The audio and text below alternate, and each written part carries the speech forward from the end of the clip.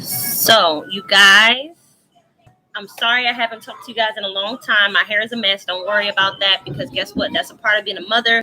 We go through real things. We don't have time to put on all this makeup and do all this fancy stuff. I'm living real deal life. So I haven't really spoke to anyone or uploaded in a while. So I just want to give you guys a brief synopsis of what's been going on. So basically, I had an unassisted home birth back in August, and I tried to share with you guys some of the steps that I had to go through as far as the process of actually preparing to have an unassisted home birth, some of the things that I had to do as far as, making sure it's legal in my state to have a home birth, making sure that I have all the things that I need as far as, equipment to check the baby's heart rate, to weigh the baby, to take care of my postpartum needs as far as having pads, a Lotus bag, and all of those things. So I can go into more details if you do have personalized questions that you want me to answer. I do have my webpage up and running now. My webpage, what I'll do is once we get off this video, I will put it in the description below, and I'll put my webpage on there so that way I can consult those who need more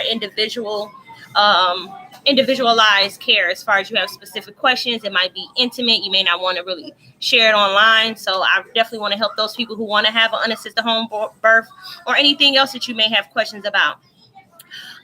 So Sakari, which is the unassisted home birth that I had with my now 10-month-old baby, is doing fine. She hasn't had any immunizations. She has not been to any like major doctors or anything like that, because as everybody may know, if you don't know, I am a registered nurse, but my specialty is not in peds being infants, children, that type of thing. My specialty is in med surg, PCU, that type of thing. Most of my knowledge came from me researching and watching other families' videos so that I can get familiar with the process of having a home birth and kind of get the courage. So that way, that sense of, oh, I'm scared. What if something goes wrong? I feel like here in America, they have they've conditioned us to get in the train of thought of thinking, oh, we need a doctor. Oh, you can't do this without a doctor. Now, don't get me wrong. If you have a medical history where you have a lot of complications, you've had previous births and you've had complications, then by no means am I trying to take any liability by giving you medical advice, because I don't want to do that. I'm just giving you suggestions on what you should do if you decide that an unassisted birth is good for your plan of care as far as your birthing plan. So being a nurse doesn't mean that you just know everything, because like I said, as a nurse, my specialty isn't in peds. I'm a med surg adult nurse. But what I did was I educated myself and I watched videos of people in like third world countries who were having unassisted home births. I saw the type of things that they did as far as setting their environment up, being in a calm environment, knowing what signs and symptoms to look for if something is going wrong. For example, if you've been birthing for a while and you don't feel contractions, or you start to notice blood, or if you buy a baby heart monitor, which you can buy online to hear the baby's heart rate, you need to know like these type of things, like what do I need to know before unassisted home birth? There's a lot of videos of other families who've had unassisted home births that you can check out as far as having more knowledge, but you definitely want to educate yourself on the signs and symptoms of complications related to unassisted home birth, because when you know those symptoms, then you can say, hey, now it's time to go to the hospital.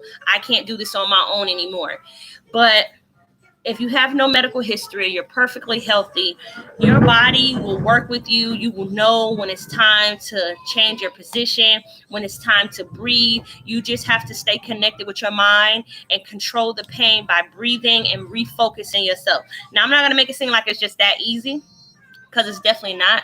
A lot of things can go into play. The energy that you're getting from the people that are assisting you with the home birth can affect you. So you want to make sure that you have people who know how to de-stress you. You want to have people who are going to go along with the flow of what you want. If you want to walk around, if you want to drink juice, if you want to sit on the toilet, if you want to be in the shower, you have that luxury when you're at home, because this is your realm.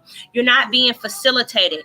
You are the facilitator. So that means that you can do whatever you want. In the hospital, they have a lot of, oh, don't do this. You can't drink. You can't do that, because they don't want those extra complications, as far as they want you to give birth and move on to the next. give birth, move on to the next. When you're home, everything is about you. You go at your pace, you do what you want to do. And that's what made the unassisted home birth so much more enjoyable, so much more calming. And I just want to share my experience and definitely be able to help all those people out there that are thinking about an unassisted home birth or who are thinking about just doing more naturalistic things. So that's why I created my own website. Once again, thank you to all my followers who have been giving me wonderful compliments and motivating me. I really appreciate it. So moving forward, I'm going to try to move everyone to my platform because I definitely understand there's a lot of people in the comments who have more personalized questions, and I want to be able to contact you all on an individual level because, like I said, some of the things you may have to ask me may be personal and you may not want to share that. So if you have any comments, questions, or concerns, feel free to leave it under the video, or you can go to my webpage at www.functionjunction.org. I'll leave the information in the comment section, but I am doing good. It is a rainy day here in Florida. I'm just in the house with the kids. They're running around with their like chickens with their heads cut off. They got their playroom.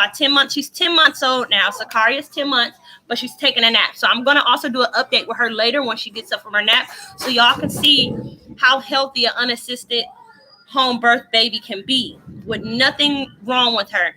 No issues, no nothing. Just perfectly healthy, happy, and ready to live. So I love you guys. Take care of yourself. Don't forget to be active.